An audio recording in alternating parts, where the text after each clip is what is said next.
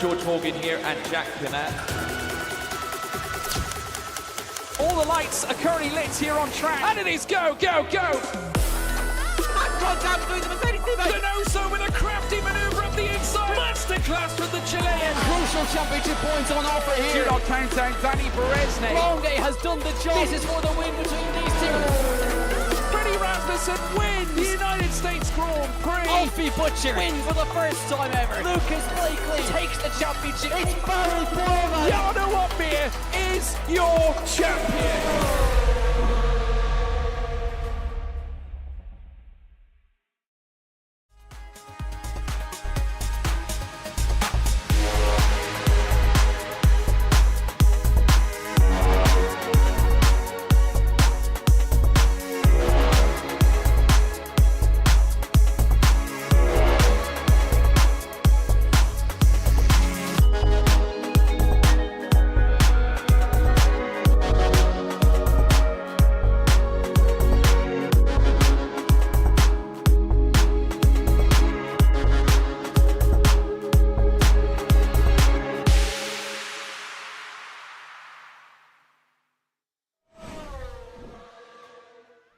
Ladies and gentlemen, welcome back to PSGL. It is the start of a brand new season here at PSGL. It's season 39. It's round 1. It's Bahrain.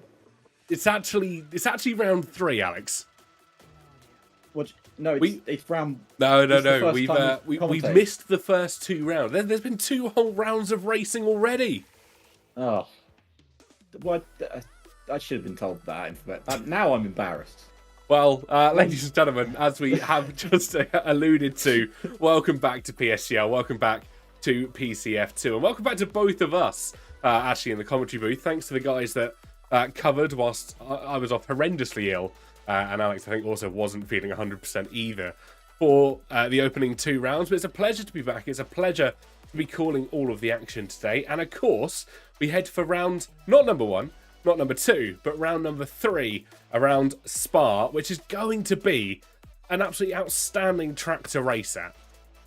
Yeah, it certainly is. Yeah, thank you for the guys that covered for us. Hope everyone enjoyed that little bit. It's been a while since we've done one. I thought we'd get back into the swing of things. But yeah, we are on round 3, as TK mentioned, and what a circuit to come back to. One of the best circuits on the Formula 1 calendar, and one that I hope stays long past our lifetimes in Formula 1. It's a track that deserves all of our love and praise, and hopefully it will get it. And we have a full grid for you today, ladies and gentlemen. 20 drivers of F2 will line up here this afternoon, from the likes of Angelo Di Senzio, Riccardo Benzoni, Luca Rapassa, Nelson Alves, Leo Lund, Jan Toppe, Liam Stevens, Ben Marples, Rishan Jacobs, Sergio Sabrina, Daniel, Six Linhart, Harvey Cohen, Kian Gordon, Gabriel Quintino, Kian Lundhart, Race, Diego and Laurie, and of course our reserves of Lillian, Conrad, Danny Van, Gabor and Kai Pearson. I got all of those names right. 100% accuracy on all the names there, Alex. Congratulations. But if you thought F1 75 Live had a star-studded lineup, well, today is looking like even better for you fans at home. We've got an absolutely fantastic lineup to take you through the next kind of hour and a half of racing action. Of course, we're back to our usual format, short qualifying session, and then a 50% race to top that off as well. And well, we've said we've had 2 rounds before. Shall we go ahead and have a look at how our standings look after those first couple of rounds? I think we certainly shall. Now, of course, we are no Jack Whitehall, but we will do a much better job of presenting as we begin here with our driver standings. Kian Gorndorp, not having won a Grand Prix yet this season, stands at the top of your standings. A 3rd place and a 4th place in Bahrain and Brazil, respectively, leaves him on 18 points. But Leo Lund just behind him, even after a DNF in the opening round. He went on to win Brazil and is now only a point behind Kian Gorndorp, with Jan on a point behind him with a 1st and 15th. And then Luca Rapassa on 13 points after a DNF and a 2nd place. I mean, that is crazy, and it just gets closer and closer, especially after 2 rounds of this only 9-round season, because of course we are coming to the end of a game cycle as well. As you can see here on the calendar, we are on March 6th already. It is Belgium, we go to China, then Austria, then we have a week's break, then we come back for April the 3rd, which is Britain, Singapore, Mexico, and of course Abu Dhabi. Now, that will be the last round of Season 39. It will be the last round before, well, F125 maybe, but we don't know just yet. There's not been a release date for it, but I'm sure we will find out sooner rather than later. But I forgot your name for a second. TK, oh my goodness me. Ooh. Should we get to the track? Because I've got some interesting news from Ted down in the pit lane. Yeah, we're going to go across. Let's have a look. We'll switch across to favourite cam scene that ever exists here, Alex. 2-cam plus game. And we're back. This is like what every commentating booth should have. But here we are. And as you can see, ladies and gentlemen, it is raining. It is raining here in Belgium, and that is always a possibility. Where this is located, the Ardennes Forest, is a little bit of its own climate, to be honest with you. It can cause rain, it can cause any sort of weather. I'm sure we've seen snow around here before, not in F1 racing, but maybe in a test session somewhere. And you never know what can happen here. Obviously, we don't know what the weather's going to be like for the race. Yeah, I can't speak today. But likely rain could be on the horizon for that as well. Now, it does look super wet out here, but the drivers are coming out on the intermediate tyres because the full wets are not a very good tyre in general.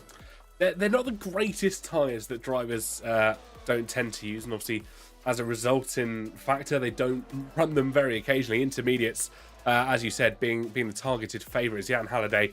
What can only be described as soaking wet conditions. You can see the tyres practically leaving a mark on the surface. Look at that. It's incredible rain here that we have in Spa.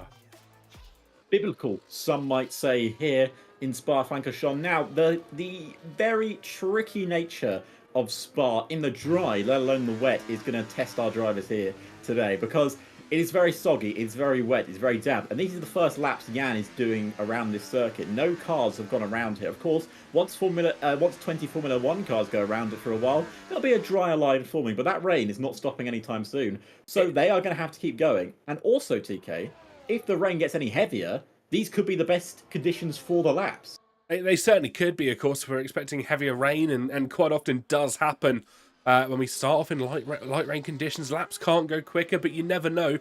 If the rain does back off, although rather unexpected, considering how wet it looks at the circuit at the moment, we could see DRS become enabled. We could see an opportunity for dry tyres or faster laps coming thick and fast. But I think for the moment, a lot of drivers will be focused on getting these intermediate runs in, which we do typically see in PSGL. We expect to see those runs on the intermediates, but normally they're just testing their setup on a dry track and not actually wanting to benefit from the grooves in the tyres. We will certainly see how this is going to affect the drivers, especially on their first lap, because they'll be fueled up for multiple laps because of the wet weather conditions. And Jan is starting on a lap. And TK, we haven't been here, but would you like to take us through the first lap in Belgium? I certainly can do indeed. In towards the source, turn number 1 here at Spa-Francorchamps. Beautiful corner to set your lap up right. If you get that wrong, you might as well abandon and try another day. Up the infamous Eau Rouge and Radion we will go next, and this is where it is make or break, especially in wet weather conditions. You can't afford to have the rear end of the car kicking out as much as we almost saw there from the Aston Martin. We head down the Kemmel Straight in towards the Lecombe chicane, and again a heavy braking zone, make or break for a lap setting. Purple in the first sector, as to be expected, being the first driver to set any sector time here, and now we head into the second sector, sliding wide out of Lecombe, my apologies, and that is going to be an unfortunate invalidation here for Jan Halliday. And that is not what you want to do, but Kian Gordendorf, the man directly behind him, is still on a flying lap as we're about to head into one of my favourite corners in Formula 1, the corner with no name. Of course, it does have a name recently, but I believe even the guy that it was named after asked it to be renamed back to the corner with no name. Through the long left-hander, we've seen so many drivers go off in the past, but luckily Kian Gordendorf keeps it on the black stuff as we go through the middle sector, the technical part of Belgium. Now, this is where you can make or break your lap time. One final corner to go for the middle sector before we head on to the large, long straight for the bus stop chicane. Of course, purple middle sector, to be expected as he is the first one on this lap.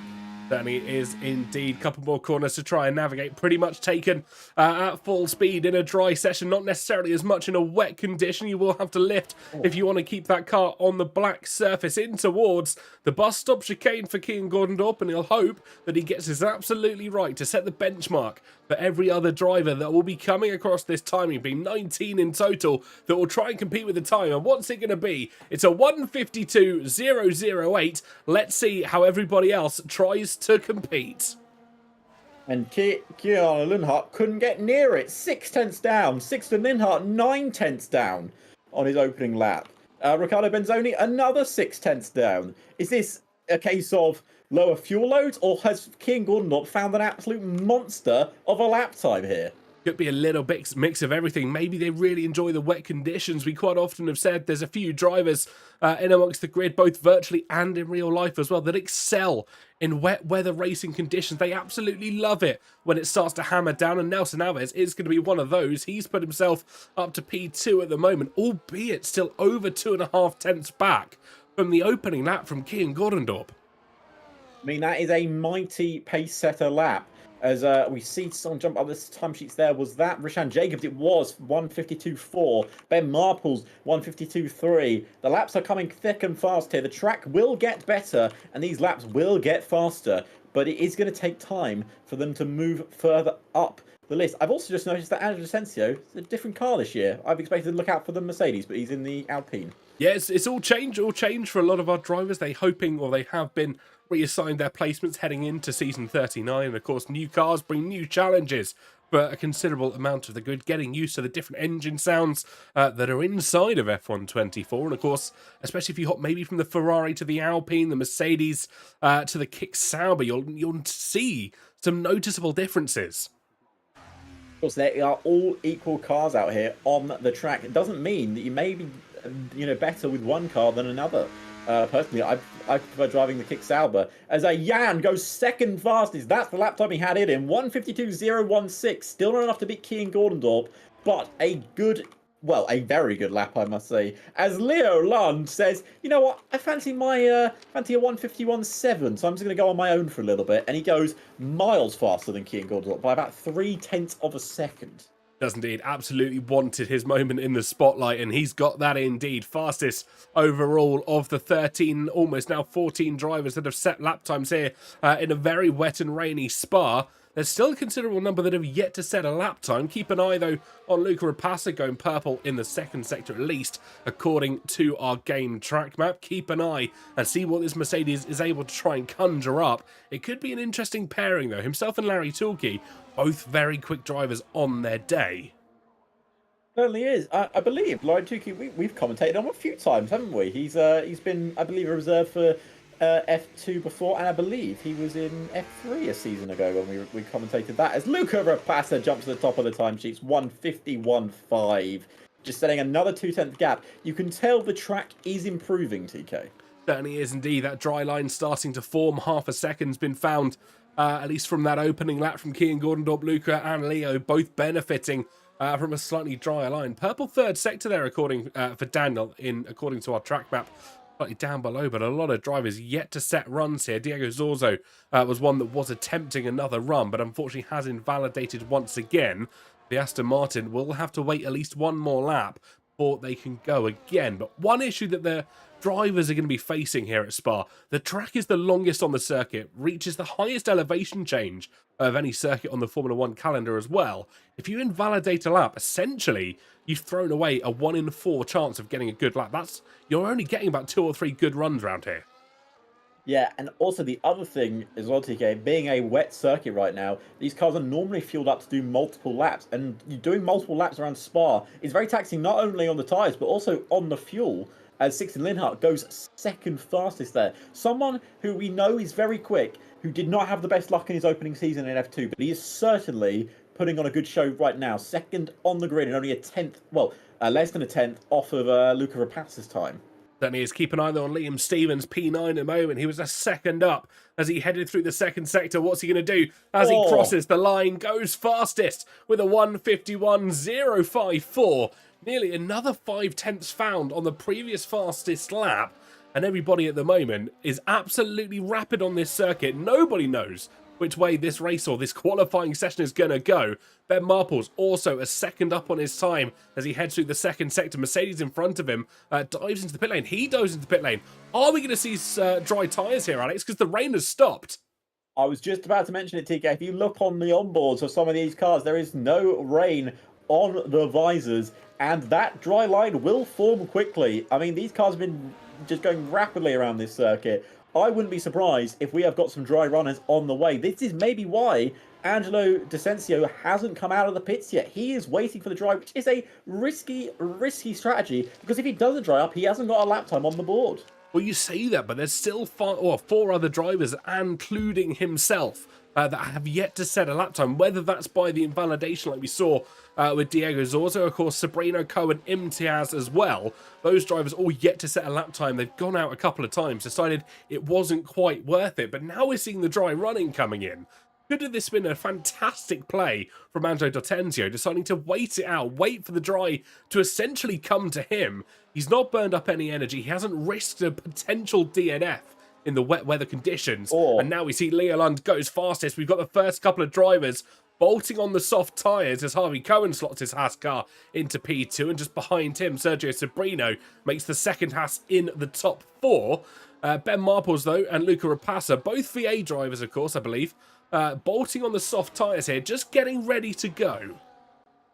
Well, as you can see, the track has definitely improved because Leo Lund is, well, almost a second faster than Liam Stevens' lap time in third place. And the track is just getting drier and drier. And unfortunately for viewers that have not watched PSGL before, basically these cars, kind of like very expensive vacuum cleaners, to use a Martin Brundle term here. They're just sucking up all the water, and of course there's no rain anymore. So all the water is being just taken off the circuit, and the track will get drier and drier, which means that the dry tyres will come into play. Certainly will. Sixten Luntart, another driver bolting on the soft set, albeit in the pit lane. Let's not get ahead of ourselves quite yet. No one's got out on the circuit on a set of the dry tyres. Diego Zorzo joins it and makes it four drivers just waiting for the weather conditions to come to them. Daniel goes fastest with a 150.4. So the Inters are still working, at least for the time being. Sergio Sabrino, sorry to interrupt there, very nearly lost the rear end coming into Puon. I mean, he's very close to his Haskell. Of course, we are still on ghosted cars, unfortunately. But Sergio Sabrino is definitely struggling on those rears. I'm going to guess he's burning up the tyres now because the track is getting so dry that the Inters are not finding any water to run on. As Riccardo Benzoni now goes to the top of the timesheet. I would say, if I was anyone, I'd have a risk of slicks. And I've just seen the man that's risked the slicks. Well, that man is Luca Rapassa heading down the Camel Straight at the moment in towards Lake Com. Let's see how he slides. Oh, he's completely missed the braking zone there. Hoped he tried to slam on the brakes. Car said absolutely no. And that Mercedes car goes completely straight forwards at the Lecombe chicane. Maybe the track not quite up for wet weather tyres yet. This is the Formula 1 race, ladies and gentlemen. This is not a drifting competition like we're seeing from Luca Rapassa here. Really struggling on those slick tyres. It's an ice rink out there right now. There is no grip at all. I mean, these tyres need good temperature to get a good lap on. Going into... Oh, my goodness me. Going into Planchemont. He has got no grip on those tyres whatsoever.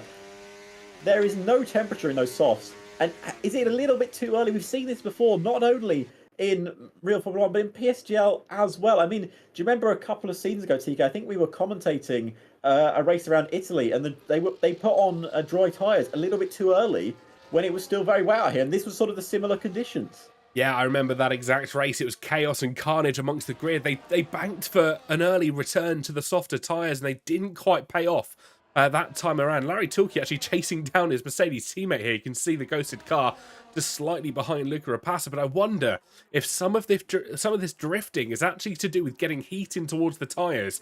The track's going to be so cold. They won't be gaining much. He goes in, so he's completely demolished my theory there, but that was my working theory. Now, the question is, after seeing these laps on the soft tyres, do you think, okay, well, the track is still very wet out here. Are we waiting? This could be one of those last to cross the line sort of scenarios we've seen before, because DRS is still not enabled. Ben Marples can't even make the chicane, and he's just made it into the pit lane there. This is a really fascinating situation. We've got 3 minutes and 54 seconds left on our qualifying clock, and everybody doesn't quite know what to do. Oh. Andre Dortenzio, I'm going to make the assumption, has a He's got a qualifying quali ban. As we see Nelson Alves also missing the bus stop chicane here. It's not ready for softs. Now, look, there's a couple of reasons this could be happening. Obviously, the track was very wet. We had a very wet start to the qualifying. But as you can see, there is no sun on this circuit. The track will dry, but if it's cold out there, the track is just going to, well, not freeze, but it's just going to make it a little bit more slippery. And as I said, it's going to be like going out on ice. It absolutely will be. We're just waiting now for drivers to head out. Just under 3.5 minutes left on the qualifying clock. Everybody in the pit lane. Nobody wants to go out yet because they're just going to wait for it to dry, just for it to kind of tide itself over. And basically, they're going to go out as late as they possibly can, minimum fuel load, and basically hope that their tyres stick. It's one of those things that if you go out on the soft tyres now, and they are terrible for the first corner, even if, like Sergio Sbrino, he's coming out on Inters right now, I think the Inter is still the fastest tyre. This is It's fascinating. a mixture. It's a fascinating qualifying session. I don't think anybody knows where to go right now. Do they go on the intermediate, which is essentially the safer tyre at the moment? They know that it has the potential, it will grip up around such a long circuit, especially with so little time left remaining. I mean, if people are going to come out, they've got to do it in the next couple of moments' time, and I'm fully expecting all 19 drivers that are remaining out of the grid at the same time. But what tyre do you go on? That's going to be the interesting choice here. Do you risk it? Ben Marple says yes. He's gone out on a set of the softer tyre. And I think this is going to be, as you said, last across the line, but also who can hold their nerve on the slick tyres. No, I think who can get the tyre temperature up as well. I'll be keeping an eye on Ben Marples as well, because he did not make it through a Rouge on his first lap. He has made it through a Rouge on this occasion, just coming down the Kemmel Straight right now. This is obviously where we saw Luca Rapassa have a massive lock-up, taking a lot slower than Luca Rapassa did. I think there's a little bit more grip out here, TK. DRS still yet to be enabled, though. Yeah, still waiting for that inevitable call from race control. I'm sure it will come. You can see the sun starting to shine through. There we go. DRS becomes enabled, and surely now the soft tyre runners will be thanking whatever gods they believe in, because that praise and that the inaugural message from race control has come their way. Now, just want to point out, the last man on the circuit, Rishan Jacobs, and he has left this incredibly late. He couldn't even slow down for the corner. And if that's to be tactical, Rishan, I watched you do that, sir. You had more than enough time to slow down for that corner. Well, from what I understand as well, I believe cutting corners to try and make qualifying laps could be an infringement on what their understanding is. He's doing it again. He needs to make it to the line. I think he's left it slightly too late, but we all saw that on the broadcast. A lot of these left late ticket. There's 40 seconds left, and most of them are just coming around the final sector here. This is going to be a fascinating one. We'll watch Ben Marple see whereabouts he is. He's either going to make it with 30 seconds to go on this lap, but anybody heading through maybe just at the end of the second sector now, I don't think it's going to make it to the line here. I don't think they're going to make it to the line at all. This could be... this is like... Do you remember Monza? 2019, was it? Look how many cars are in the chicane right now. This is ridiculous. I'm glad we have ghosting on, because there is a few cars that are not going to make it to the line here. Look at that train as we cross the line. I think one or two are going to miss out. Rishan Jacobs will be one of them. He's coming around the final corner now. 4, 3, 2, 1, and 0. And he did not make it. Did not make it to the line to start his lap. He'll start probably last. Well, this is going to be an interesting... He won't start last, Andre Dortenzio, of course, with that qualifying ban. But let's see what's happening with Sergio Sbrino. Of course, the first driver out, considerably ahead amongst the rest of the grid. Still on the intermediate tyres, does go fastest through the second sector. Purple in the middle sector as well. The intermediates are still working. That's crucial, because DRS has been enabled. They have the rear wing ability to open now, so they will gain time hand over fist. But I'm going to be really curious as to how Ben Marples handles the softer tyres. He'll be the first driver to experience this track under the current conditions. Sergio Sbrino up towards the line now. What's he going to set as our benchmark? It's a 1:45.1, and I think that's going to be broken rather easily by Ben Marples, who is absolutely flying on a set of the slicks here, Alex. Certainly is. 7.7 seconds up in the middle sector. The softs were the tyre to be on, and it was a risk to do it, but the track dried up just in time for these runners. Now, unfortunately for Ben Marples, he happens to be the first driver to cross the line on the softs. But as long as he keeps it clean, he's still got a good chance of putting it near the front of the grid. He didn't slow it down very well for that chicane, but he's made it through the bus stop. He's coming up to the line. This is the time they're all going to be chasing. It's a 1:42.2, and the times are going to come rapidly fast now. We're going to try and keep up. Daniel goes fastest onto provisional pole. Then goes Diego. He goes on to pole. Still stays on provisional pole. Laps are being set. No one is beating Diego's lap time right now. And Diego is still on pole position. And is he going to take pole? He is! Diego's on pole! Wow, what a lap from Diego Zorzo. Nobody else, I think everybody caught in that train. Nobody knew where to go. The distraction must have been absolutely incredible. And Zorzo takes pole by 51 thousandths of a second, just ahead of Ray Simitaz and King Gordon Dorp as well. Luca Rapassa will start in P4. Larry Torquay P5. Liam Stevens in 6th. Daniel in 7th. Gabriel Quintino in 8th. Ricardo Benzoni and Ben Marples rounding out your top 10. And then top 8, Jan Halliday, Keanu Lutart, Harvey Cohen, Nelson Alves, Sergio Sabrino, Leo Lund, Sixten Lundhart, Rishan Jacobs, of course, missing out from qualifying there by the barest of margins. And Andrew Dortenzio, who didn't set a lap, is how your 20 line up this afternoon. Wow, that was quite the incredible session there. I mean, what a lap time from the Aston Martin man to put it on pole position. Very possibly his first pole in, well, definitely in PSGL F2. I'm not sure if it's his first pole in his career, but I don't think he was expecting that when he crossed the line. Well, about 4th compared to the cars that were behind him. Yeah, it was a fascinating end to qualifying there. We said at the start there was potential for the rain to kind of go away. We'll see the dry running, albeit we weren't really expecting it with how heavy that rain was at the start of the session. But alas, it happens, and we have seen how it all goes. But of course, we've now got the mandatory lobby reset. Drivers will have to go back. Grids will have to be restarted. And you know what that means, Alex? It means we will be showing, ladies and gentlemen, the fantastic sponsors here at PSGL. It is GT Omega.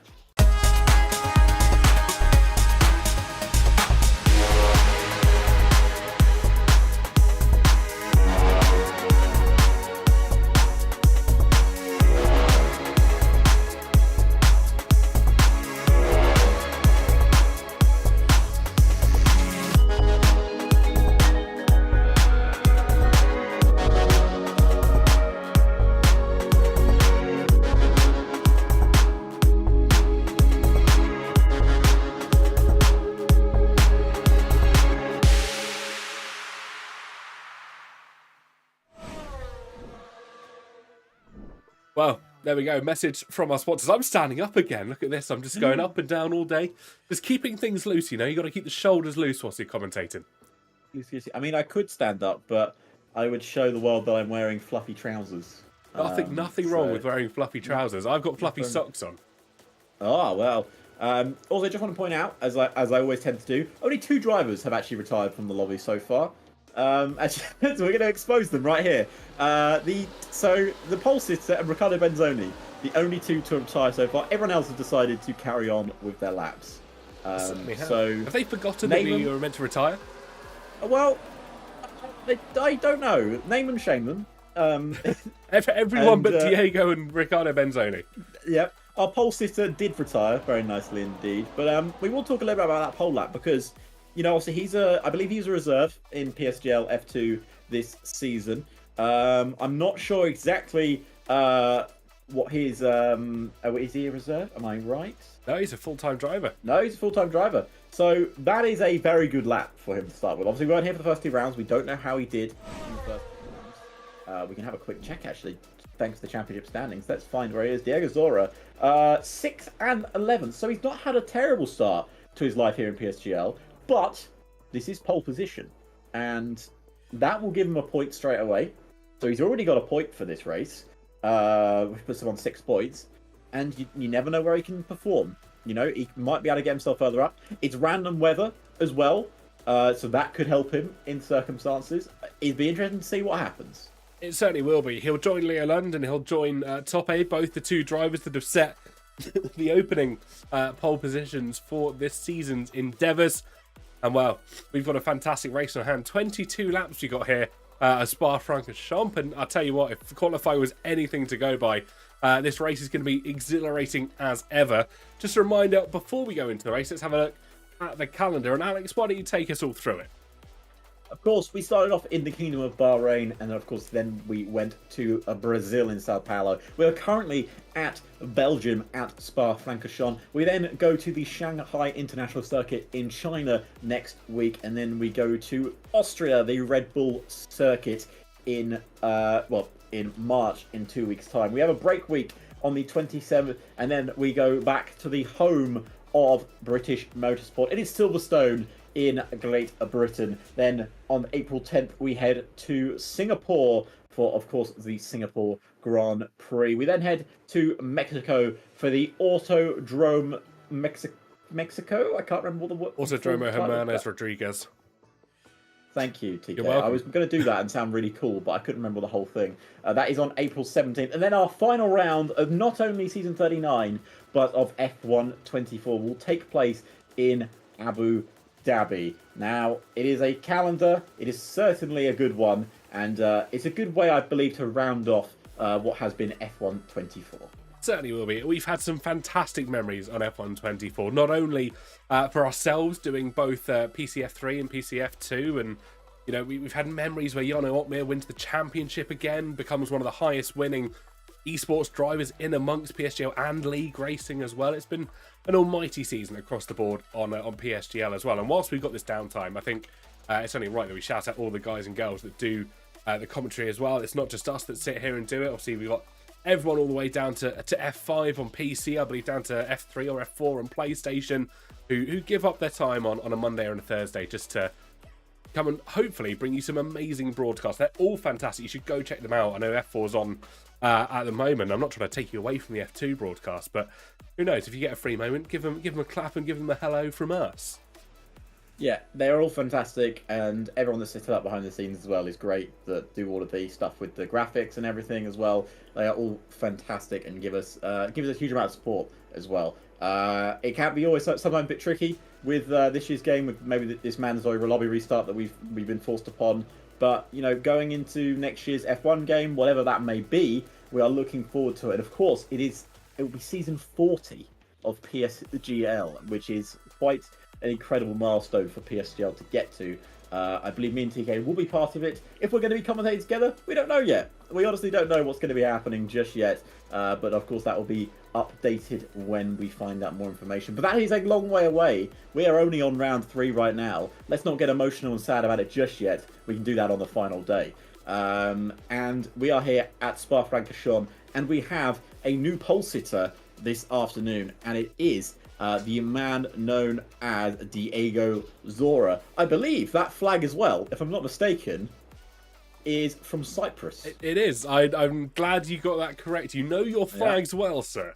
I do. My knowledge of Football Manager comes in handy some of the time. It's buying players from countries that maybe people wouldn't think of before. But yeah, it's a Cypriot flag, and I believe that may be the first Cypriot on pole position.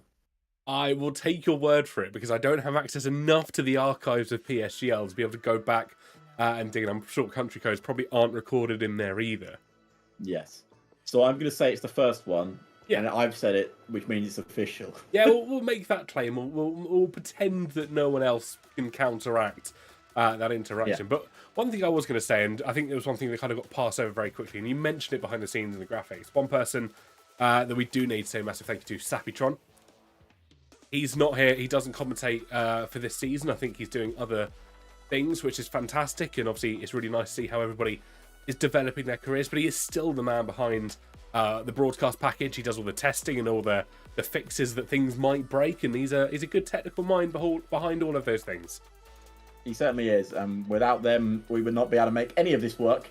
We would just be two idiots talking at a computer screen for few hours, but now we're idiots that look professional in front of you, so you know it makes us look a lot better. But yeah, thank you guys for all doing that, and also for everyone watching as well, because again, we'd be two idiots just staring at a camera and not talking to anyone. But But you guys make this possible, and PSGL is all about that, all about the community. So, of course, if you want to do more PSGL action, we'll do this at the end of the stream as well. But I'm going to do it now as well because I'm feeling adventurous.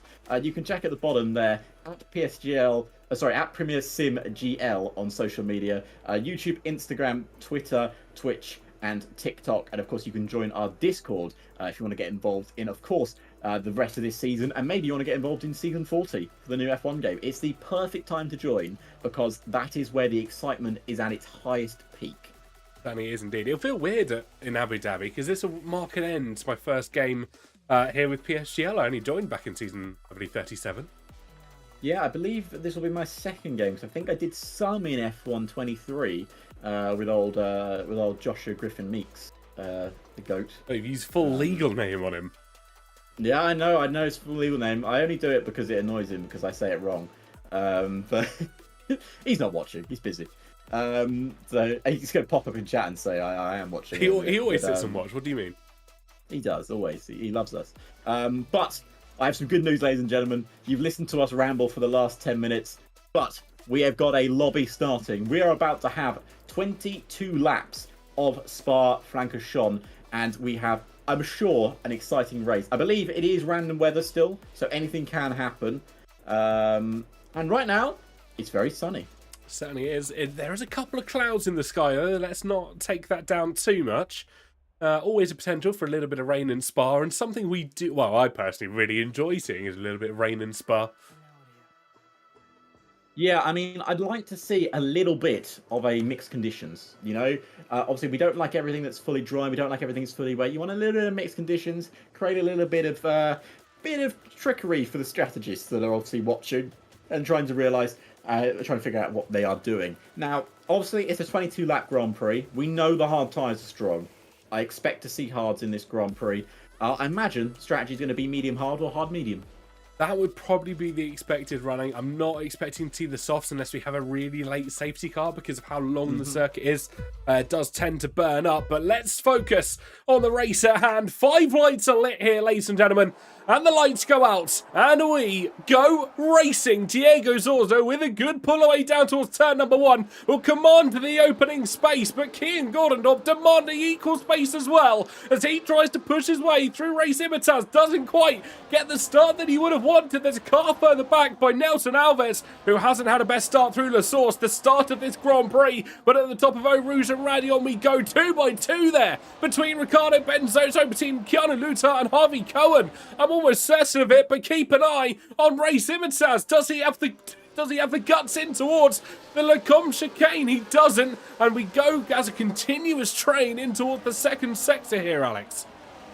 Two Hasses battling towards the back of the grid. Nelson Alves had a crash in the first corner as Kian Gordondorp goes wheel to wheel with Race. Oh, they're going to go wheel to wheel into the corner with no name. There's gravel on the outside and Kian Gordondorp dips his tyre into it. That is what we like to call hard racing. Kian was never going to back out of it, but Race was never going to give him the room. That's what we love to see, right on the edge of racing here in Spa-Francorchamps. And what a start it has been. And Diego Zora shot off like a rocket at the start of that Grand Prix. Certainly it has indeed. Luca Rapassa, of course, whilst Keaton and Race were still battling it out, he snuck his way up in toward P3. The entire field at the moment opting for the harder tyre, which is to be expected. I didn't expect all 20 to start on the harder tyre, but at least everybody's staying rather consistent. I'm sure there might be a couple of reports heading into the stewards post-race. We're almost all the way through lap 1 of 22. This race is going to fly by, ladies and gentlemen. Luca Rapassa, oh, I thought he was going to go for a move in towards the bus stop chicane on Race. Race had to just be a little bit patient, maybe play the defensive game, as we see moves being made further back. Liam Stevens and Daniel having a good battle. They were side by side as they headed through the exit of the bus stop chicane. I think people maybe just have to play a little bit of patience as they try and work their way up the grid here.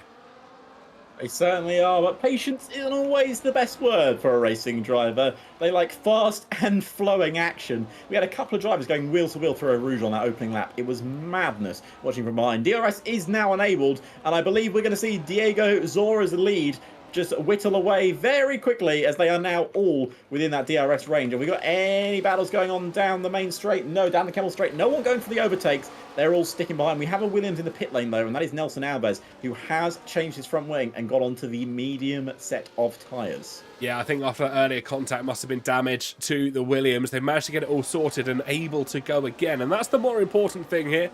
They're able to sort themselves out, prep the car up, and hopefully try and regain some should we see a safety car in action. You never know, especially at a track like Spa with the opportunities as we head through Pouon, which is the corner my girlfriend laughed at the name of. Everybody else makes their way through the second sector nice and comfortably. Don't know why they laugh at that name. There's nothing funny about Pouon at all.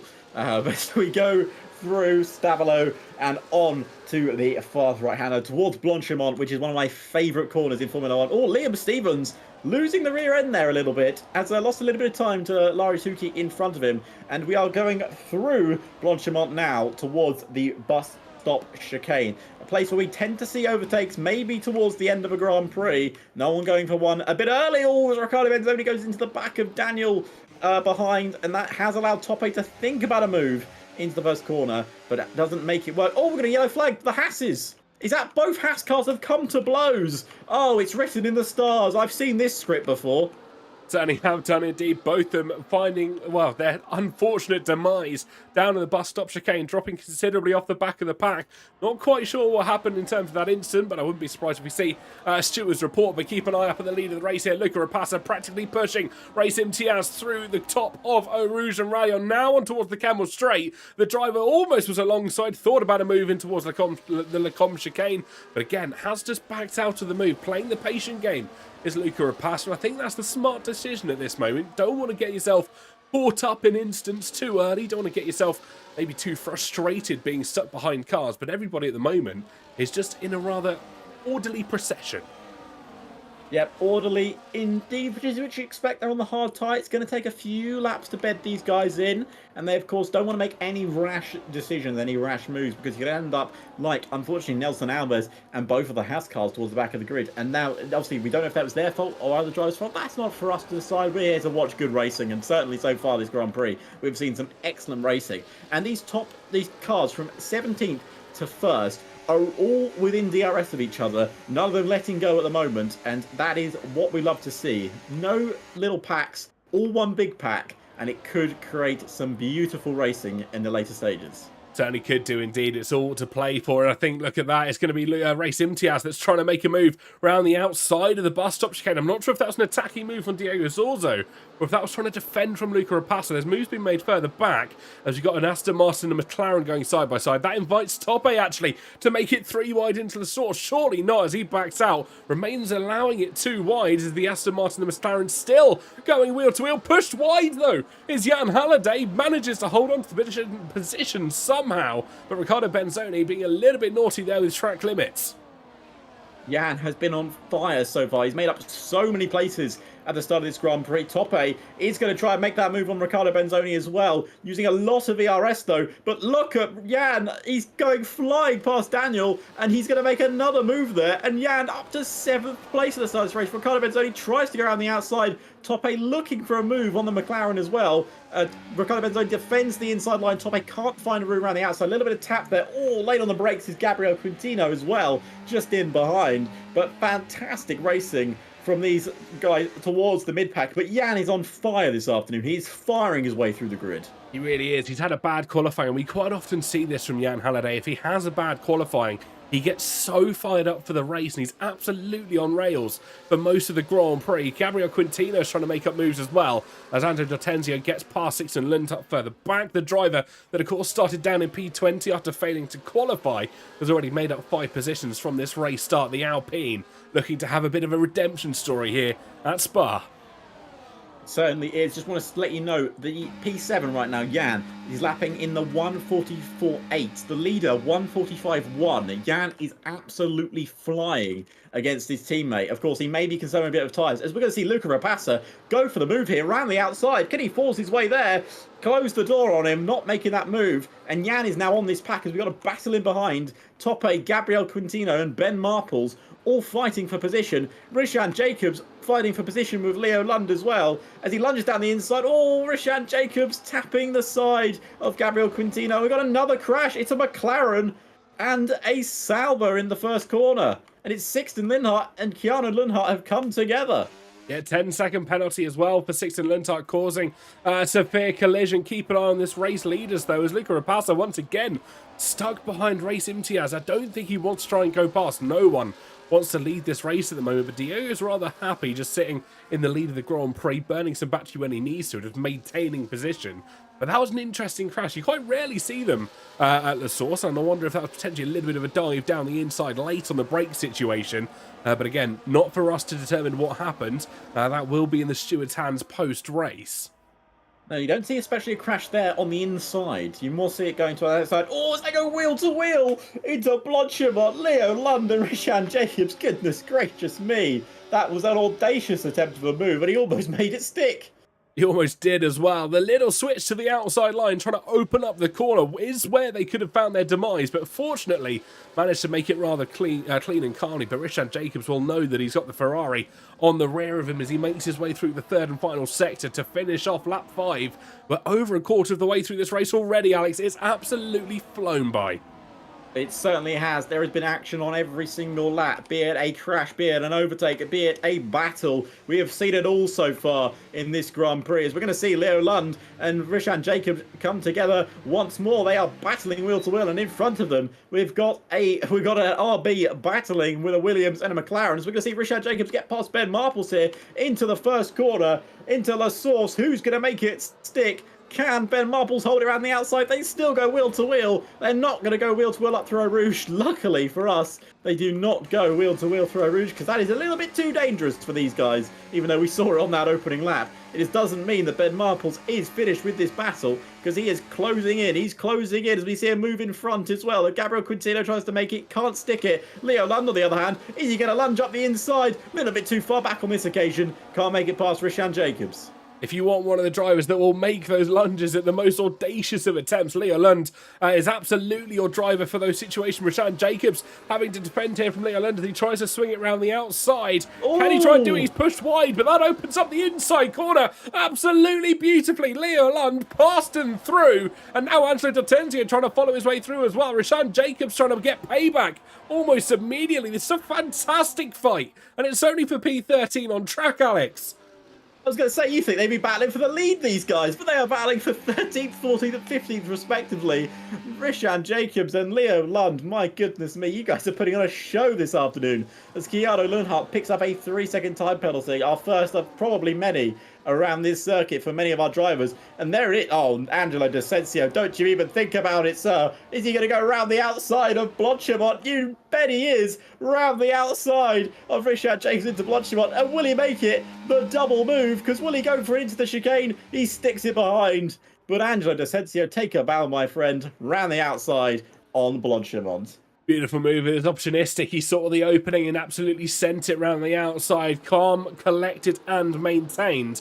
And that's how you do the best overtakes here. Daniel and Tope having a good scrap out of the source as well. Kick Sauber versus Williams as we head up towards Eau Rouge and Radion once again, slotting in behind one another. Nobody here on this grid wants to go up side by side through the hill. Oh, I say that as Tope thought about a move around the outside as they crested the top. But the Williams will sit behind for now. But I question how long he's going to play the patient game for. That is the question. I'm sure we're going to get the answer sooner rather than later. Angelo D'Ortenzio has now got past Leo Lund. Those two, I'm sure Leo Lund and Rishan Jacobs will continue their fight. Meanwhile, Angelo says, I'm going to move himself up through the grid. As much as I enjoyed that watch, I've got a race to try and win. I think he's got a tall order on his hands if he wants to try and get up further through this grid. Everybody's so close together. Everyone's still within only a couple of tenths of each other. If you exclude the bottom three, of course, all involved in instance slightly earlier on in the Grand Prix. But everybody making their way through nice and calmly. There's been no change for the lead of this Grand Prix, which is probably the most fascinating thing. Race and Luca, neither of them, including, I mean, if you want to include King Gordendorp in there, none of them wanted to lead this Grand Prix. They're all just happy being sat behind the Aston Martin. I think that's a smart play. They know that leading this race means you have no DRS. But the good thing is Diego knows they're not going to try and overtake him. And he can just sit there saving his tyres, saving a little bit of time and effort as Tope makes another beautiful move. on Daniel. Lovely stuff indeed from the Williams driver. Daniel tries to remake the move, but it can't stick it on this occasion. Angelo has caught the back of his teammate, and are we seeing a little bit of battle going up at the front? No, just race pulling out there, looking for a bit of clean air. Do we think those tyres are getting a little bit hot behind the back of the Aston Martin? I think tyres and engines might be the starting thing that's overheating in this battle. Nobody quite wants to be sat in a dirty air train. We know it's not necessarily as bad as we've seen in previous titles, of course, but you can sit quite calmly. Dirty air not as massive as we thought it could be, but Luca Rapassa now looks for an opportunity. The Aston Martin looking rather slow. Will the Ferrari go for it? They will. The Mercedes thought about a move around the outside as well. But Luca Rapassa, my apologies, will just sit in behind in P3. Race Imtiaz, now your race leader after 7 laps. Oh, Ben Marples goes wheel to wheel as Angelo D'Asensio passes both of them on the outside. That is ridiculous, Angelo. I don't know how he's managed to pull that off. The Alpine absolutely flying. I mean, he's up to P10 already. We're not at half race distance yet, but there is a possibility, a distinct possibility, that Angelo could end up on the podium here. And it's not like there's gaps in front of him where he doesn't have DRS. There is DRS still there to grab. If he can get to Riccardo Benzoni before he loses DRS, he has still got a chance of a top 7. As you said, maybe even a podium finish here this afternoon. It is not out of the question. 8 laps running, and he has been fastest through those last 8 laps, and he is flying on this grid right now. Took a little bit of time passing Leo London, Rishan Jacobs, but as I say that, we got a yellow flag. I believe that is for Sixten Linhart, who has spun. He has got back going again. I believe we actually saw. I think it was Alfa Romeo a few years ago kept crashing there, but Sauber has had a little spin but kept it going. Laurie Tukey finds himself in 5th place, past Liam Stevens, as Rishan Jacobs finds his way past Ben Marples, as Top 8, oh my goodness me, Top 8 was sideways going into that corner, and somehow Jan has found his way through. It was an opportunistic move from Tommy. Tried to slam on the brakes, maybe a little bit too late. That's what caused the car to go sideways. His rear's just locked up on the Williams, and thus far he did go sideways. Luca Rapassa getting almighty exit over the crest of the hill. Not quite enough to try and challenge the Aston Martin on slipstream alone. Just slots back in behind.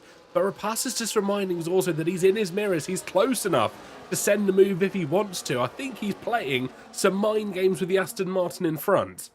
That Aston Martin is running a lot of straight line speed, TK. I mean, even without the DRS advantage, you could see that that car is just visually faster in a straight line. But it's that middle sector. You saw he dropped about 7/10 to race. I reckon it's through this middle sector. And that is why a lot of these cars will be higher on downforce than you think because of this middle sector. You can see how close Rapassa is getting to him through the sector and how far Race is pulling away from him. You're absolutely right. It's fascinating to see how all the drivers are navigating through the circuit. You want that top speed. The likes of the Kemmel straight through the back through Blanchimont and Stavolo. But of course, as you head through that second sector, that's where you can really start to be impacted by the lower rings if you so choose to run them. And I think, as you said, a lot of drivers are starting to find out why. Diogo Zorzo really starting to lose out on straight line speed here to Luca Rapassa. Battery maybe not being burned as much as he would have liked. And there's a complete pile up as we head in towards the bus stop. Nobody quite knows where to go. Stevens and Tilke side by side in towards the bus stop chicane. They're trying to file their way through. They do so neatly as race takes us on to lap 10 of 22. We're so approaching the halfway mark. Jan Halliday wanting to get involved now as well as he heads side by side with Larry Tilke through La Source to the outside line. He's left enough room but doesn't quite have the traction on exit. He certainly hasn't. Now, TK, I'm obviously not a weatherman. It has clouded over a bit here at Belgium as we see Luca Rapassa once again just teasing Diego Zora there with a little bit of an overtake. But that DRS advantage will keep him close by as Larry Tukey does get past Liam Stevens, or does he? Is Liam Stevens going to actually go around the outside here? He certainly does. Is Jan going to be overtaken by Tope? His charge through the grid may be stopped. There's still wheel to wheel. A little bit of, I think, bodywork coming off of Tope's car. There's still wheel to wheel. Can Tope hold around the outside? No, he cannot. Jan just defends that position, and Larry Tukey ahead of Liam Stevens ahead of Larry Tukey. But I have definitely seen it cloud over in the last 10 minutes or so. It certainly has. Their clouds are aplenty. We had blue skies at the start of this race. Let's not forget that. And now we're seeing clouds. And if I've had any experience on F124, quite often when we see clouds, we will be seeing rain, especially with dynamic weather enabled. Now, one thing I did want to point out here, and it was pointed out by Will Gibson in chat. So massive shout out to you, because I didn't really notice this. Both Race Imtiaz and Diego Zorzo, both part of the team FVR. And they're working together here to try and keep Rapasa behind and potentially try and work as in some inter-team tactics. I mean, that is a good spot. I did not spot that. Well, thank you for spotting that, Will. I mean, yeah, that could be true. Obviously, it is not a team championship, especially in terms of the drivers. Larry Tukey is in the pits, TK. Certainly is indeed. Lap 11 of 22, so maybe the expectation is no rain coming, or will be coming on this lap. We'll see what our drivers do pit on to, but they're going on to medium, so maybe not expecting rain in the slightest. It is just going to cloud over. Yeah, they can't be expecting rain if they've made that pit stop happen, because otherwise it would be a waste of a pit stop, surely. It's a very early change onto mediums, though, as here comes Luca Rapasa closing in, but Race is going to allow him to go past. Rapasa didn't think about it. But as Race actually messed this up a little bit, because Luca Rapasa will not take a second invitation. He doesn't need one, because he's found himself into second place, and it was as simple as that. Race a little bit too hesitant to give up that advantage, and pushes his teammate aside. And it's allowed Luca Rapasa into second place. It's where we've seen the two drivers work so well together. It's in the braking zones. One takes the inside, one takes the outside. That effectively blocks any overtaking opportunity. And as you said, just a slight mistake allowed Rapasa to try and sniff down the inside, forced to move on Diego Zorzo, and that's where he's managed to slot his way into P2 at the moment. I think it's going to be a case of when, not if, this overtake happens between Imtiaz and Rapasa.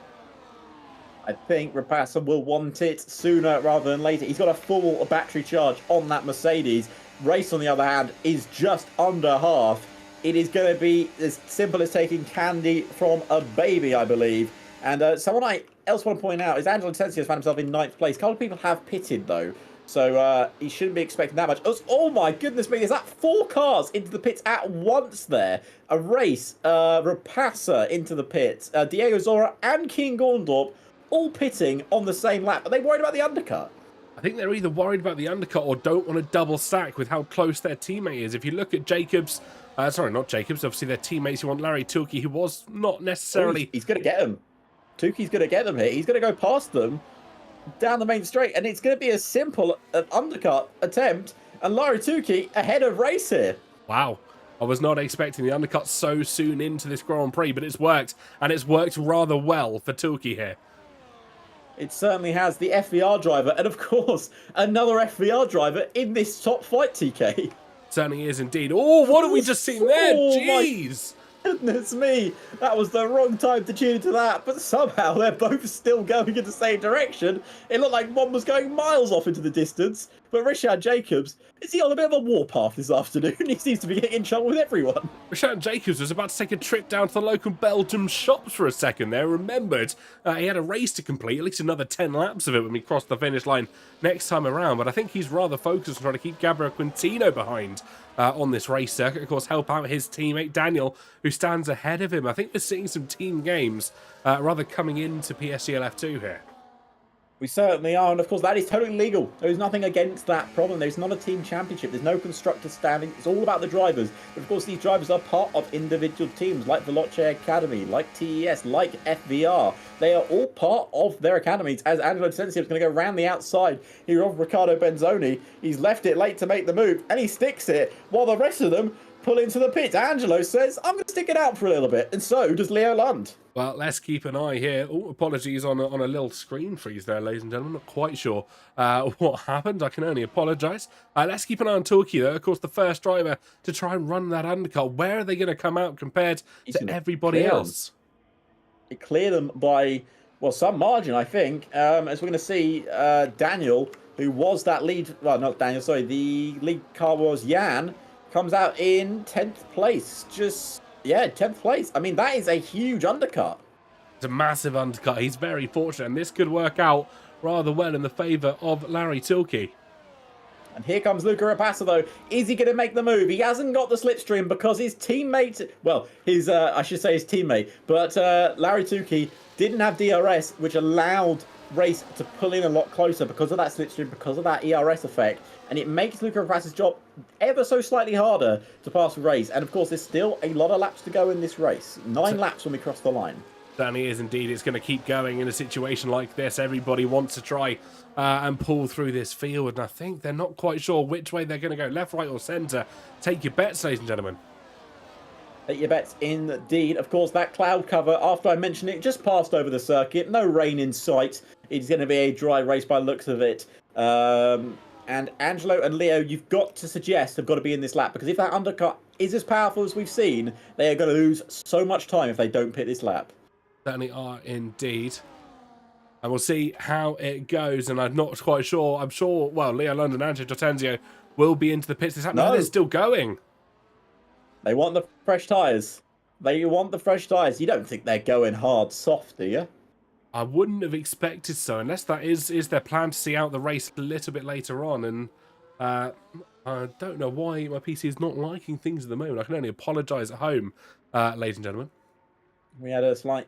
We're having technical difficulties. We are, certainly. Something's not liking something, I can tell you that. I'm just going to turn off my virtual camera real quick. No worries, I will carry on talking as Angelo Desensio is going to go past Leo Lund here for the lead of the Grand Prix. Larry Duki still sitting in third place comfortably, I must say, with race behind him and, of course, Luca Rapazza. And then Diego Zora, who, of course, was on pole position for this Grand Prix, is just happily sitting right now in P6, his highest finish so far this year. Jan up into 8th place, very nice move indeed, TS driver, up into 8th. It is looking good so far. For FVR, of course, they are sitting 3rd and 4th, and Mercedes and Ferrari. They will do battle at some point in this race. It is a driver's championship at the end of the day. Yes, you have your personal teams you play for, but trust me, from last season, that doesn't mean anything. We've seen a lot of incidents. We certainly have done indeed. Nobody wants to try and contend with anybody else's championship. They want to try and get involved themselves, try and win the championship for name and for glory. And obviously, you know, that's what really comes first, especially for a lot of these young drivers that are really starting to start out their career in sim racing, wanting to make a name for themselves. A win in a championship like this could absolutely push them on leaps and bounds. You say that Angelo Desensio, of course, are a reigning F2 champion currently.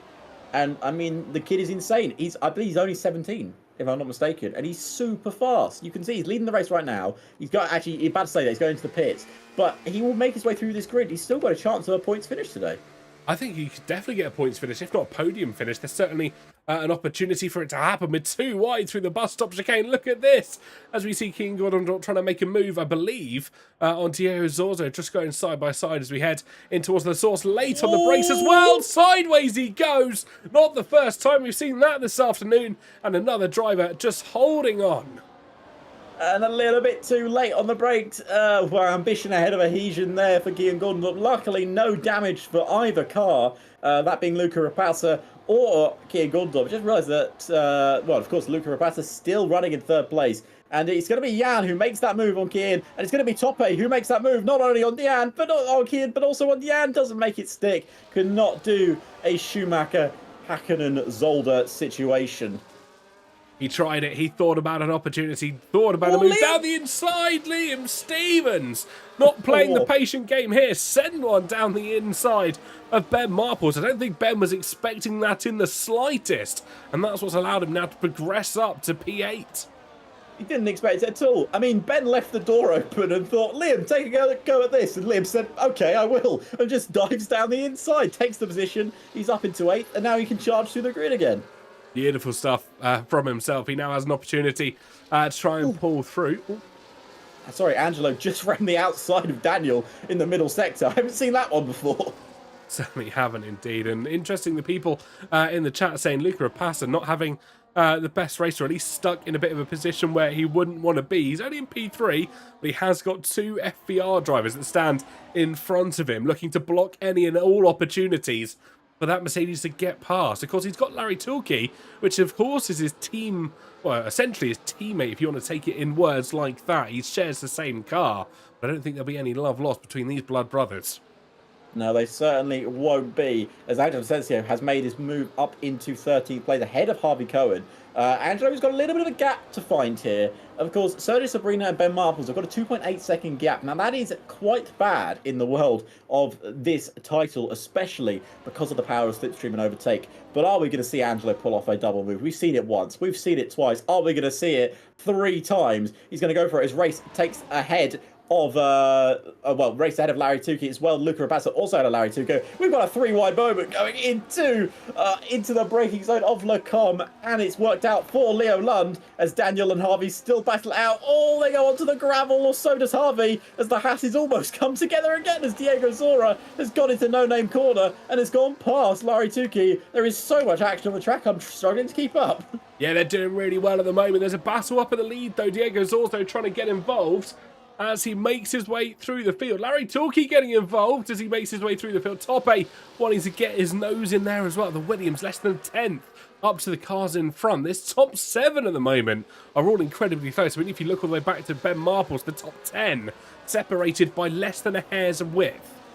Any of the top 10 can still win this, and I know we always say that here in PSGL, but it genuinely can happen. Richan Jacobs, a 3-second time penalty. He's down in 17th place at the moment. Larry Tukey, who was leading this Grand Prix, now finds himself in 4th place. He's got an FVR driver in front of him as Tope has gone for the move on Jan, or is Jan gone for the move on Tope? Jan's going to make that into 5th place. He's now got to try and get to Larry Tukey as he's got Kian Gordon chasing Tope down. As Tope, is he going to dive him again? He certainly is. There's no love lost between these two. Williams and Aston Martin battling as much as you dare as they go wheel to wheel. Surely not. Is he going to keep it? They're wheel to wheel through a rouge. Surely not. No, Tope just backs out of the corner, and I think that was safe bet as Jan flies up a rouge, heading down the Kemmel Straight. DRS wide open as he's going to make 1 move. Will he make 2? He's not close enough to his teammate. Tope, on the other hand, will send a move, but he's not close enough for Larry Tukey to get that move past.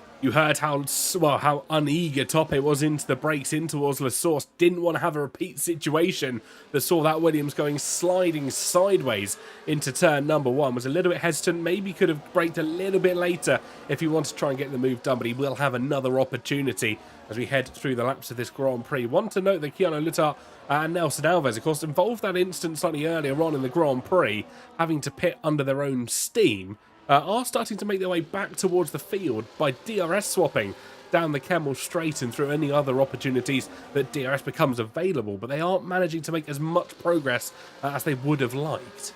There's a large gap between them, of course. It is about 17 seconds to Richard Jacobs and another 2 seconds to the rest of the pack. Someone I will say is closing again, Angelo Asensio, 1.9 seconds by his teammate Ben Marples, which is basically the top 10.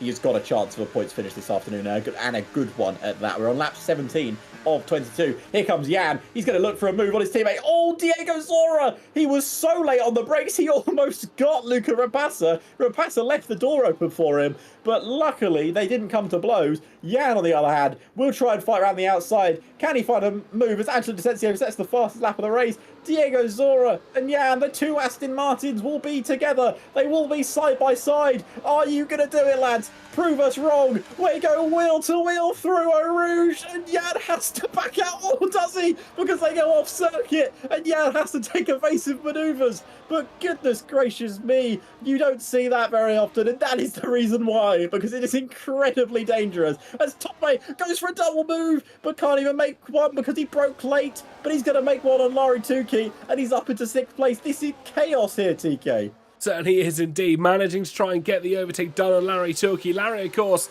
on the older tyres now compared to the rest of the field, and that's where we're starting to see their demise. They're pulling their way back through the field. Everybody on the fresher tyres is starting to take advantage of the newer rubber on their cars and the extra grip that provides them through the twists and turns here at Spa. Of course, the tyres don't really get a relief. There's only one long straight on this circuit, and that's down the Kemmel Straight. You don't have the opportunities for the tyres to have that relaxed. They're constantly being put at edge because of how fast and how flowing this circuit is. Even a corner like Blodgemont, which is a straight, it is a straight corner. It basically bends as you go through it.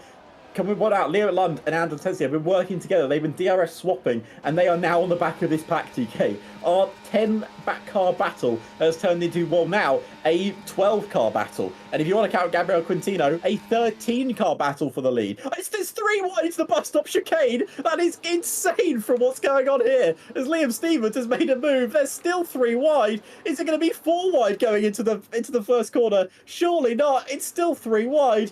What is possibly going on? Top 8 goes down the inside, makes the move on Ricardo Benzoni. Ben Marples makes the move on Larry Tukey. Leo Lund and Angela Sensei are licking their lips at this fighting because it's just drawing them closer and closer.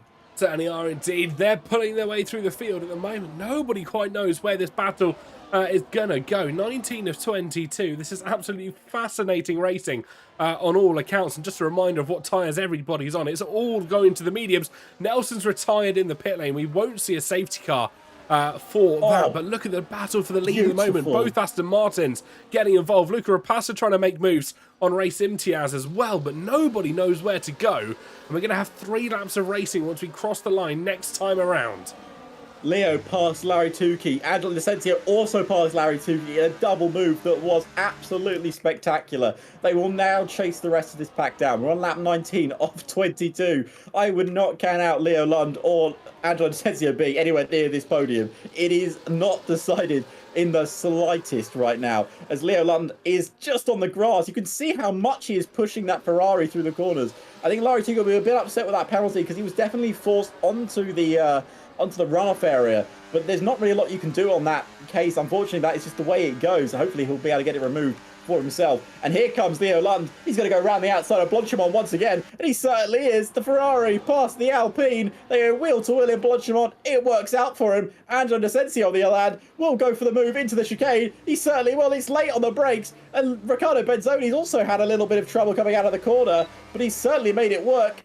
Can Angelo Desensi get the run out of the corner? You know he can, because he's now wheel to wheel with his teammate. I don't think Marples knows he's there. He will know now as they go wheel to wheel, and Angelo Desensi makes it into 10th place. And he did indeed. Everybody making their way through. Look at this. It's Luca Rapassa still under pressure from Jan Halliday as they make their way up towards the Camel Straight. 20 of 22. 2.5 laps of racing to go in this Grand Prix, and it's still going to be an absolutely fascinating finish. Will it be Aston Martin? Is it going to be Mercedes, Ferrari? Even look at the V-Carb or the Williams further back. Let us know in chat who you think is going to get the race win, because there's carnage for 10th place as well. Let us know who you're supporting. Let us know who you think is going to claim victory here in Spa. Asensio up into 9th place. He can see the podium in front of him. If he gets a podium finish, that would be a monstrous drive from last to, well, nearly the top 3. And it'll be a monstrous drive for Jan as well, because he's had a fantastic drive. But once again, we expect that from Jan. His qualifying isn't spectacular. His race pace is out of this world, and he may still win this Grand Prix. You do not want to be leading on this last lap, TK. That is the last thing these drivers want. You certainly do not. You'll be so susceptible to DRS through the battery, through the pushing as they head up the Camel Straight. We're about to start the penultimate lap of racing here at Spa. It's been so good to be back racing, especially with the quality and quantity of drivers that we have in this field. And it's going to be Jan Halliday thinking about a move on Luca Rapassa. Again, just reminding the young driver that he's in his mirrors. Look further back, though. Diogo Zorzo thinks about an opportunity in towards the bus stop chicane. Both Aston Martins side by side battling. This is not what you'd want to see as an Aston Martin team principal. They have no idea what we're about to see. We're on the penultimate lap. Angelo tried an audacious move into the bus stop on Riccardo Benzoni, but you've got to wake up really early in the morning to get Riccardo Benzoni. As we got another retirement in the pit lane, Rashan Jacobs, who has had a race to forget here this afternoon in Spa-Francorchamps. Here comes Angelo Desencio down the main straight. He's going to make a move on P8, but looking at the front of the grid, we've got battles for all the places. Jan battling with Luca Rapasta. They're chasing down the leader. They chase down the leader. They go for the Zolder Schumacher Hakkinen, and it doesn't work out because it's almost got for Jan, but Jan's got 3 seconds. He's got 3 seconds on the inside, and that's going to cost him victory, and it's going to cost him a top 3 as well. Wow, this race has been handed back to Race. He now can sit behind Jan Halliday. Hope for this race to try to come to him when the penalty becomes applied.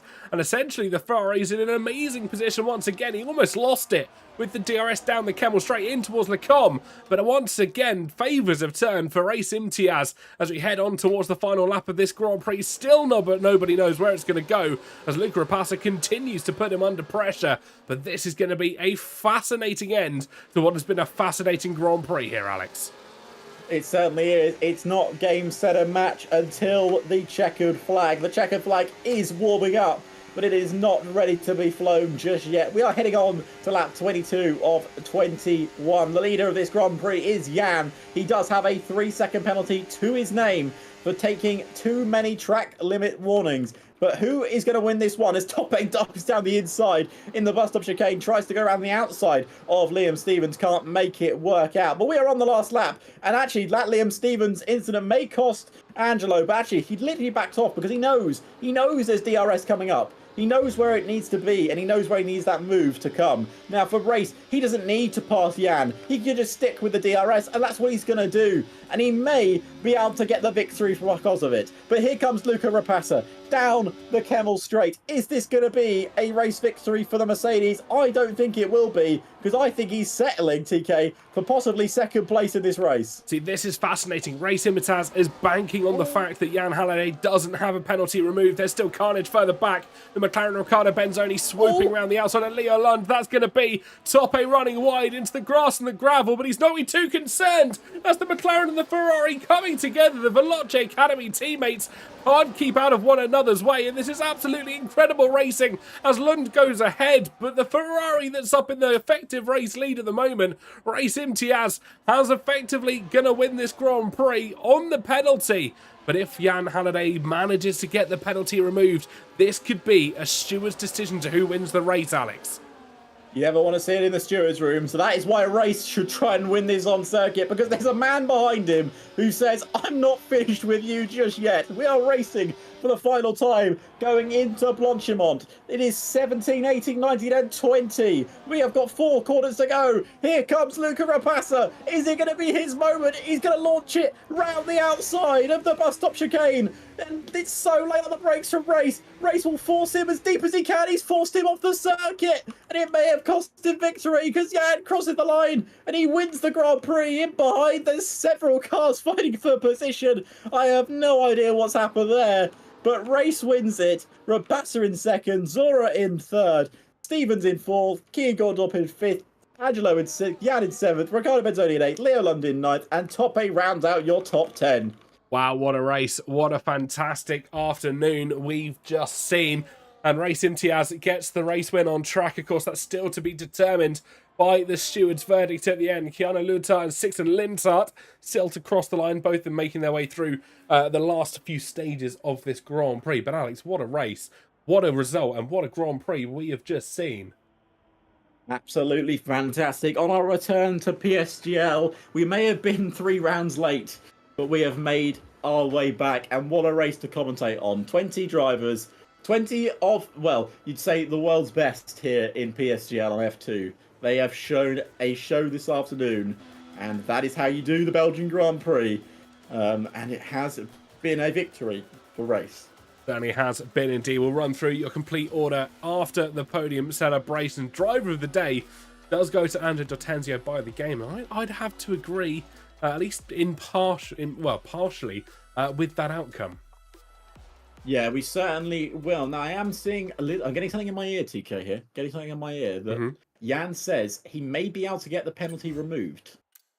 Well, this could be far from over, folks. Do not fear, and we'll keep you updated when we're on your screens next week on Thursday. We'll let you know what the situation is with the Stewards report, of course. But as it stands at the moment, Race Imtiaz gets the race win alongside Luca Rapassa and Diego Zorzo on the podium. Liam Stevens, King Gordondorp, Andrea D'Ortenzio, Jan Halliday, Riccardo Benzoni, Leo Lund, and Ben Marples rounding out your top 10. Gabriel Quintino, Daniel, Harvey Cohen, Larry Tilke, Sergio Sabrino, Keanu Lutar, Sixten Lintart are your race finishers. I believe Toppe will be in there somewhere else because he left before everyone thinks that drops him down to the bottom. And then Rashan Jacobs and Nelson Alves are your DNFs for this afternoon. Just grabbing some people for interviews. We actually have someone waiting for an interview. Wow, I don't believe it. I didn't think it was possible. And it is the man who finished in in second place on track. So we're gonna grab him into the box. Commentary box 2. Luca, Hello.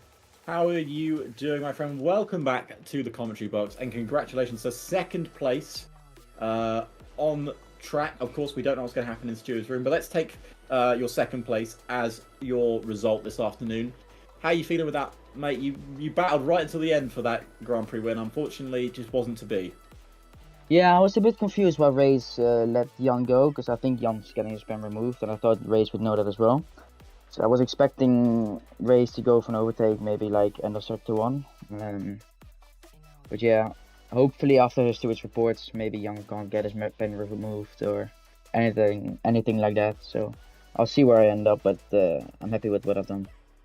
Yeah, I mean, you had great race pace. I mean, it looked like quite the battle out there. I mean, guys were battling wheel to wheel. The gloves were really off for you guys today, and that's what we love to see here in PSGL. Now, of course, we just finished in Belgium.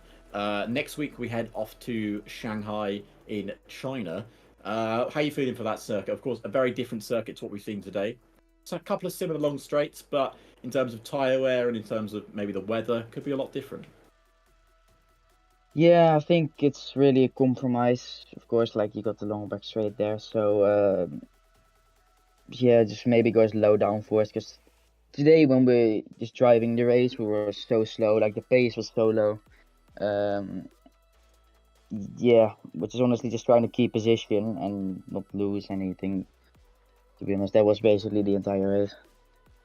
Well, it seemed great from us perspective, mate, and congratulations on that second place. Of course, it may be changed around depending on penalties, but we will see how it goes. But congratulations, mate, and we'll hopefully speak to you in China as well. Thank you. So thank you, mate. Now we're going to bring in the man that finished in third place. And it'll be the first time we interview this man. It is Diego. I'm going to say Zoros. Is that how you say your name? No, it's Thorzo. So okay, I'm just gonna say Yeah. Diego for, for my mouth and for your name. But congratulations, mate. That is a podium finish this afternoon. Of course, we don't know what's happening with penalties. It may change around, but the first thing I want to talk to you about is that pole position time in qualifying. I mean, we've had a look at your results so far this season. You've had a very solid start to this year. Were you expecting, to be on pole for this Belgian Grand Prix? No, I was not. I knew I had decent pace. In dry, I was pretty quick. Sadly, I could only practice today, so I just practiced like, I don't know, 4 hours before the race. I couldn't do any other days before. But yeah, pace was good indeed. I wasn't expecting to be on pole, especially after 2 big mistakes I had in the lap. But it seems like everyone else made a few mistakes, so I take it. Yeah, I mean, you certainly will. And of course, you started the race very well. You controlled the start of the race. Of course, you and Race were swapping positions for a little bit. And then, of course, during the pit stop phase, you were running about P6. You were chasing the pack. And then the final couple of laps, everything just seemed to go off. Of course, we had that 3-wide moment into Lecom between Jan, Race, and I believe it was Rapassa. And Jan picked up his penalty there. So was at that point you were just like, I'm going to stick where I am, try and just keep it clean, and hopefully I'll get on that podium? Yeah, exactly. I knew there was big points in the charts, and I didn't want to risk my front wing or getting spun, so I took it a bit more careful than normal. And yeah, it was pretty difficult, if not impossible, to pass because they were defending really well, going side by side, and I mean that's the level we're against. So I did the best I could, and they did great as well. Well, you certainly did, mate. I think you've announced yourself to the PSGL F2 stage. So, of course, we go to China next week. A different circuit, but again, a circuit where you need to compromise on setup. Are you feeling confident? Because obviously, it's you've got that aspect of Belgium that you may be able to transmute into China. Is that a circuit you like as well? I've never liked China, unfortunately. Yeah, so it will be pretty difficult. I'll try to get on pace as always and do my best. But yeah, I really prefer Belgium, for example, than China. Well, we'll see how it goes next week, mate. Well, congratulations on your P3. Congratulations on your pole position as well. And I'm sure we might speak to you next week in China as well. Thank you. Bye-bye. Awesome. Thank you, Diego. What a nice guy. What a nice chap, TK. Yeah. Not chatted to him before. We love chatting to our drivers. I do apologise. I'm taking your interview, but I know you prefer me to talk during interviews. I'm more than happy to let you talk during interviews. That is more than fine by me. Then I will bring in our race victor. It is Race, the man I spent so long trying to pronounce his name properly. But he is here. He is at Belgium. And it's been a happy hunting ground for this man for many years. And he has picked up his Grand Prix win. Of course, penalties may change that. But Race, for now, you are the Grand Prix winner here around Belgium. How does it feel, mate? Thank you very much, guys. I'm going to ask the same question I ask every commentator in PSGL when I hit the podium. I'm going to ask, did you guys enjoy that race? I mean, we certainly Absolutely. did. Absolutely. Well, that was the answer I was looking for. I mean, I enjoyed it. I'll tell you that. So that was some really good racing, and third race in F2. Everybody knows my goal. Everyone knows for a long time. I've been going on about it. I've been yapping on about it for months, for years. I'm trying to sign for an esports team, and what a way to show them that I'm able to fight with these top guys in the world right now, these development drivers and these guys at the top of their game. And I'm really happy, guys. I mean, you should be, man. That was an incredible performance. Of course, I didn't get pole position. You were just so close to it, but that qualifying session was a mess towards the end of it. A lot of cars all together. It could have gone anyone's way.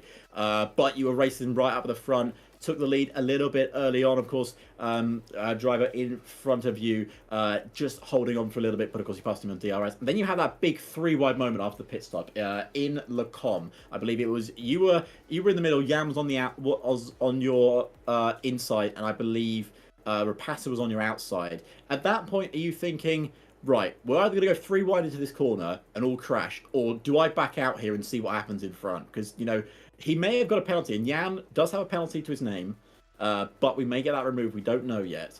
But what was your thinking in that moment? Well, my thought was I can't stay in P1. Staying in P1, everybody knows Belgium is the worst thing anybody could ever do. So I had to try something. So I took off the DRS a little bit, went a bit easy, and just left it up to them. And let's see what you guys do. I was ready. Whatever happens. I'm not gonna go away and regret not doing that. So, I had to see what would happen. I knew Luca was just always gonna back off until the final lap and then stay close. And then you never know, you're gonna get overtaken by 2 cars, 3 cars. So there was nothing I could do. I had to try and do something different to break the pattern until the final lap. And I mean, it worked out for the best because I managed to maintain P2. I obviously wasn't aware that Jan would get his pen removed, so I have to think that through next time. But we live, we learn, and at the end of the day, if the circumstance was different and I knew that Jan wasn't going to get it removed, I would push a bit harder on those final laps. So it's a little bit here and there, but I'll take the result either way. I mean, people would die for a chance to have an F2 podium. So, at least I'm here and I'm ready to move forward. And people are going to say I'm stupid for saying this or that I shouldn't even aim this high. But I reckon I can achieve more of these results going forward into the future. What's next? China and tracks like that, they suit me. So I'm not here to just settle for one podium. I'm here for the long term. And like I'm saying, I want to prove to these teams that I'm here for the long term. It's not fraudulent anymore. It's nothing like that. I'm here. This is my house now, so I'm here to win. Well, I mean, you definitely proved that today, mate. And obviously, you've answered my next question for me. I was going to ask you about China, but you've already said that the next few circuits suit you brilliantly, which is great to see. So all I can say, man, is congratulations on your podium, on your win here this afternoon. And obviously, if it's a win, it's a win. If it's not, you still get P2, as you said. But congratulations, Race, on winning the Belgian Grand Prix. And I'm sure we'll speak to you in China as well, mate. Thank you very much. Thank you, mate. One other great guy. Amazing. The passion. Yeah. That's what I love to see. The passion about him. He's so passionate about PSGL and F2. And that's what I love to see. And I mean, if he said he wants to prove teams well, I mean, he's proved it today just with that one result. Yeah, he's had some fantastic races. It's been incredible to watch as well. Yeah, I mean, not only in F2, we watched him in F3 as well, and he had great performances there as well. You know, you climb your way up through the tiers, and he's certainly doing that today. But unfortunately, TK, that brings an end to our time here this afternoon on PSGL. It does. Now, not only are we going to wrap this up quickly, because I believe you have to drive somewhere I do. shortly. So we'll be back next week, ladies and gentlemen. It will be China. It is the Shanghai International Circuit. Myself and TK will be back for it. So it's Thursday at 8 p.m. on the PSGL channel. Of course, you can find out all the socials underneath my name. It is at Premier Sim GL on basically every social, and of course you can join the Discord to find out all the information about season 39, of course, and the upcoming season 40. TK, if you want to find TK, at They Call Me TK on all socials, I assume, TK? Yep, every single one. And you can find me on all socials at Defling10 if you enjoyed our work here this afternoon. But ladies and gentlemen, thank you so much for watching, and until then, we will see you in the next one. Bye-bye.